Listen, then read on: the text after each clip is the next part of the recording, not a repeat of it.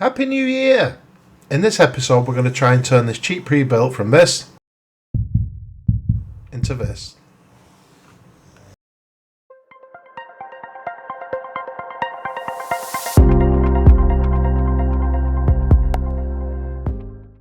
One of the gaming PCs that I sold in the lead up to Christmas has developed a slight issue. The customer's reporting that very occasionally when they power it on, they're not getting the signal from the PC. This rectifies itself the next time they turn it on, but it's something that I want to get sorted for them. It was a basic system and it was built on the AM4 platform. It featured a Ryzen 5 2400G processor, 16 gigs of RAM and a GTX 1050 Ti.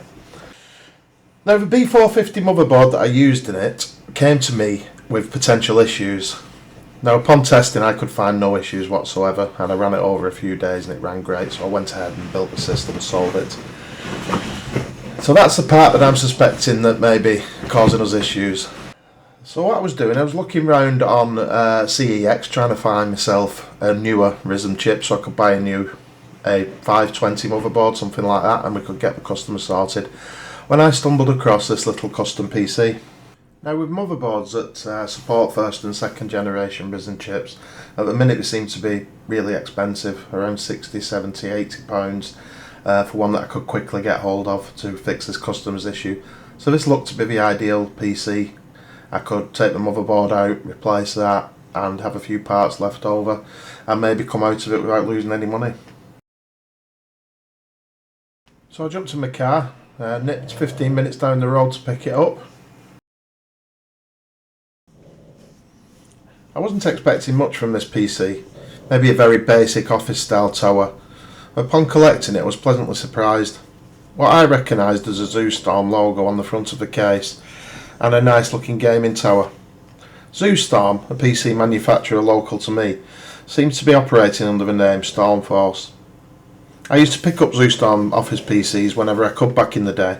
They were always well built, easily upgradable, and you could put them in a gaming case and away you went. They use standard parts of good quality, and looking at this one that hasn't changed. It's a very well put together system with nice components used. Unfortunately that's where the compliments for this machine as a gaming PC in 2026 ends. Under the current configuration, the out-of-the-box experience with this PC was mind-numbingly frustrating. The combination of a 1TB hard drive and a single 8GB stick of 2666 MHz DDR4 RAM just doesn't hold up in 2026. Particularly within an APU-based system, with the graphics chip holding back 2GB of VRAM for its own use, leaving only around 6 left for everything else. Now if we assume that this system was built in the early 2000s, 2020 to 2022, and retailed for about £400, then even back then it would have been hamstrung by this configuration. Likely a reason why the original owners decided to let it go to CEX a few years later for only £60. Now it is a problem that's very easily resolved, particularly in this system because they have used an 8GB stick.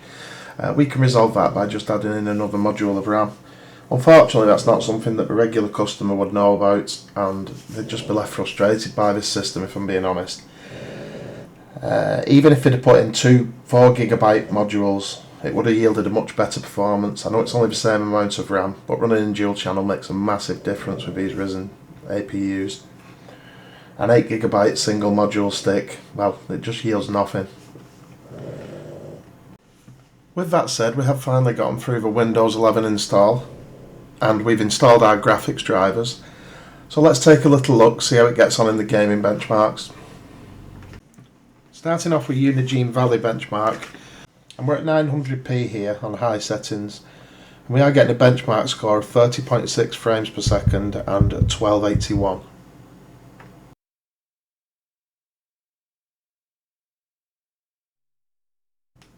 Now moving on to GTA 5, and the game initially wanted me to run it at 800 by 600p. I moved that up to the monitor's native 1440 by 900p, and the game ran at around 40 frames per second, all on normal settings, and whilst I wasn't blown away, I was reasonably impressed with these results. and I was starting to gain a little faith in this little Ryzen PC. I was hoping that it could be a capable gaming PC just in the configuration it came in. But that's when things went horribly wrong. I pulled up CS2 and no matter what configuration and settings I tried to run the game in, I was getting between 5 and 10 frames per second, and it was really struggling. Now I put this down to the single stick of 8GB of RAM and it just not being enough to run the game effectively. Even the menus were struggling. It really was hard work. So I gave up on this game and moved over to Fortnite. Now, without exaggeration, I spent about 40 minutes just trying to get the game to load up. Every time I did, it got through the menu screens, started to load up, and then just timed out on the signing in process. It just wasn't something I was able to get to run whatsoever.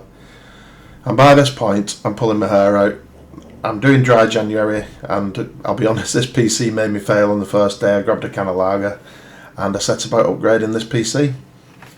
Now, the process really was a simple one. It was just a case of grabbing a 16GB stick of DDR4 3200MHz RAM that I had lying around, popping that in the system, and then changing the settings in the BIOS for both sticks to run at 3200MHz and keeping my fingers crossed that would be stable. So I moved it across from my test bench, stroke dining table, to get more comfortable and hopefully run a few games on it, do some more benchmarks. It was stable. The difference it made to the PC was immeasurable. Just navigating into Windows and getting through onto games was infinitely faster, even with the old HDD in there. It was very usable, nice and smooth, snappy you would say. One of the faster HDD experiences I've had. Although it would be better to have an SSD in there obviously. As you can see back into Valley, we're now getting a score of 46.6 frames per second and a score of 1948. A huge improvement. Fat Pug was struggling to contain his excitement at the new performance. Now, moving over to GTA 5, and you can see here that this is a much better experience. We're now getting 60 frames per second at all times, and an average of 72 frames per second. The frame times itself, as you can see from the graph, are much smoother, and overall it's a great experience. At 1080p for an APU, I must say, I'm very impressed, and this little PC is really starting to grow on me.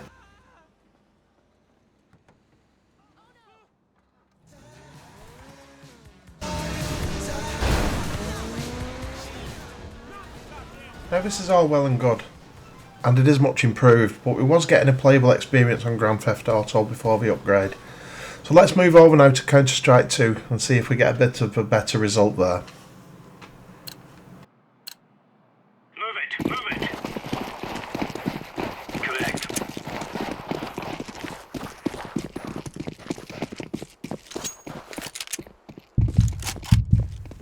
And now with Counter-Strike 2 you can see that we're getting a much better result.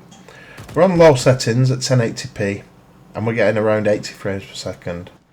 Now this is by no means going to be suitable for a competitive gamer, but I suspect somebody buying this PC is not going to be competitively gaming on Counter-Strike. They're going to want to jump into the game, they're going to want to play it, and this would suffice. Here we go. Roger that. Terrorists win. But the big question, can we now run Fortnite, or can we at least get into the game?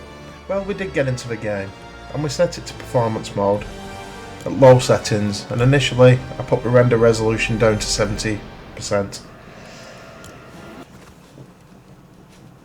I quickly realised this wasn't needed and upped it back up to native resolution as the game was running really well. Now, I actually remembered to start the benchmark for this one, so I can give you some proper figures. We had an average frame rate of 84 frames per second. We had a maximum frame rate of 120.3 frames per second.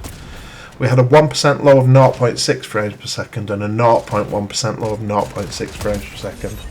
Now that sounds bad, but it was only on the drop into the map. Generally that happens, and whilst we were on the ground we got a really playable, really smooth experience.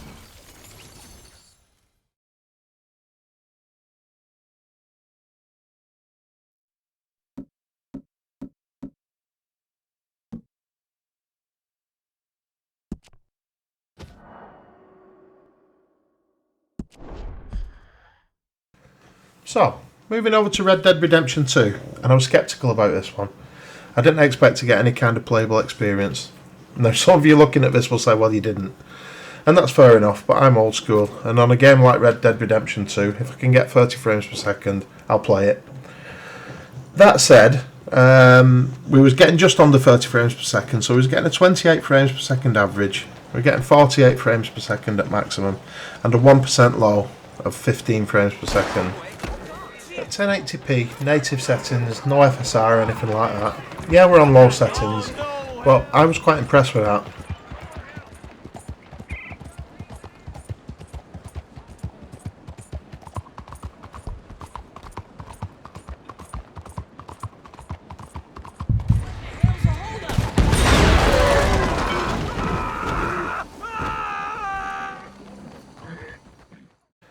Now, just playing around with a few settings and putting FSR on, you could achieve up to 45-50 frames per second. I didn't go too far into it, but I'm sure you could get more if you really sacrifice the quality. But I don't think we needed to. Let's look at it. This really seemed to please Fat Pug no end. Kingdom Come Deliverance now, and we was getting a good frame rate. It was on low settings and at 1080p again. It was achieving an average of 74.9 frames per second, a 1% low of 48.7, and a 0.1% low of 40.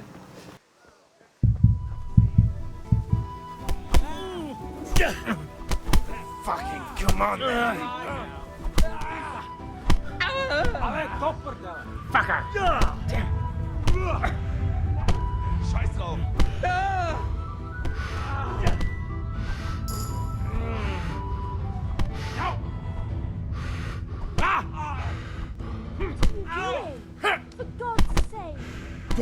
Finishing up with Rocket League, and the game defaulted to high settings 1080p.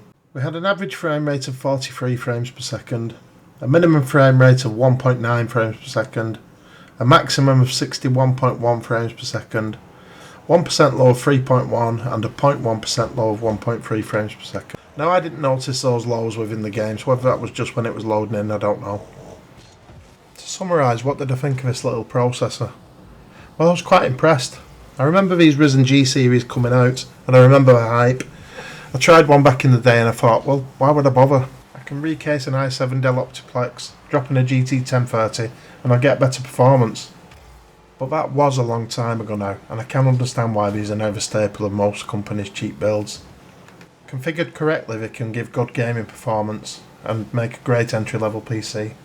And being on a reasonably modern platform, with some kind of upgrade path, I can see why they're chosen.